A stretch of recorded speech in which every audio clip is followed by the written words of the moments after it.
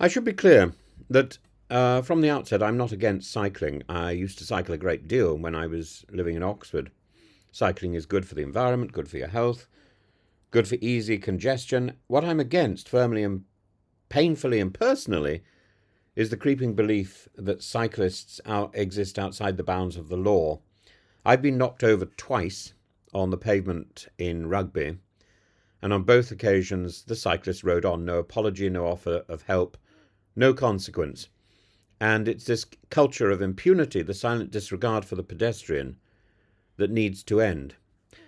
Once you begin with the law, many cyclists, and some motorists too, seem unaware that pavement cycling is not merely a nuisance, it's illegal.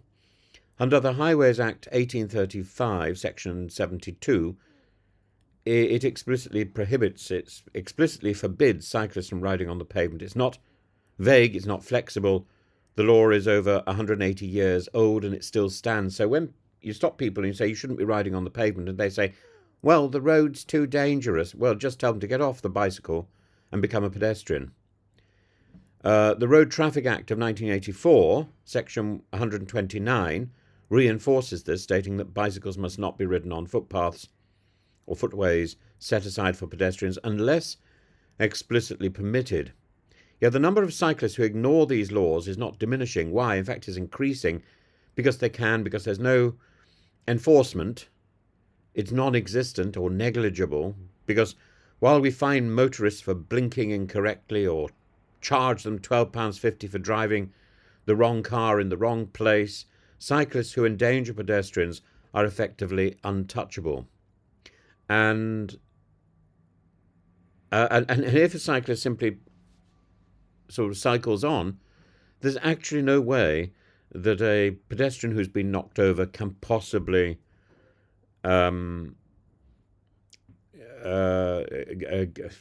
get some sort of legal redress, because cyclists aren't identified.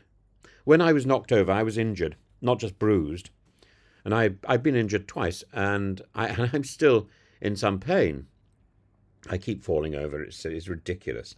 I fell over on some leaves. I don't think it's particularly because I'm getting old. I think it's because the pavements in Rugby are becoming dangerous, and I was hurt physically and emotionally. A sense of safety was taken, but who do you tell? Who do you report it to? There's no number plate. There's no ID. No one to be held accountable. Try calling the police, and you'll be told it's a low priority incident. Call the council, and you'll be told it's the police's job or the other council's job. But there's no signs on the pavement, and there's certainly no indication that the pavement should be used also by cyclists. And there's no indication equally which side of the pavement you should walk on if a cyclist is bombing towards you or coming up behind you. Do we have to live with it or just limp on with it? And this week there's a long overdue turning point. The government at last is proposing a law to treat death by dangerous cycling on a par with dangerous driving, with penalties of up to life imprisonment. It isn't theoretical. And in 2016, Kim Briggs, a 44-year-old mother, was killed by a cyclist riding an illegal bike with no front brakes. And the cyclist, Charlie Alliston, was ultimately jailed for wanton and furious riding under a Victorian law for horse-drawn carts. Her widower, Matt Briggs, has campaigned tirelessly ever since, and now, nearly a decade later, it seems the law will finally be dragged into the 21st century. This isn't vengeance, it's alignment. Aligning cyclist liability with motorist accountability. If you can kill someone, you must be accountable for that harm, regardless of whether the vehicle has four wheels or two. And yet, in the middle of these legal shifts, there remains this strange cultural silence. Many campaigners still bristle when cycling is criticised, as if to mention cycling wrongdoing is to betray the climate. We're told most cyclists are good. Well, that's not the point. The law exists to deal with the few who are not. And it's illegal to ride on pavements unless marked with designating cycle lanes. It's not a grey area, and yet we turn a blind eye. A cyclist on a pavement today is more likely to be celebrated for environmental virtue than sanctioned for endangering a pensioner. If it wasn't me who was knocked over twice in Rugby, it could have been somebody much older. and they could have been killed. Campaigners like Chris Boardman,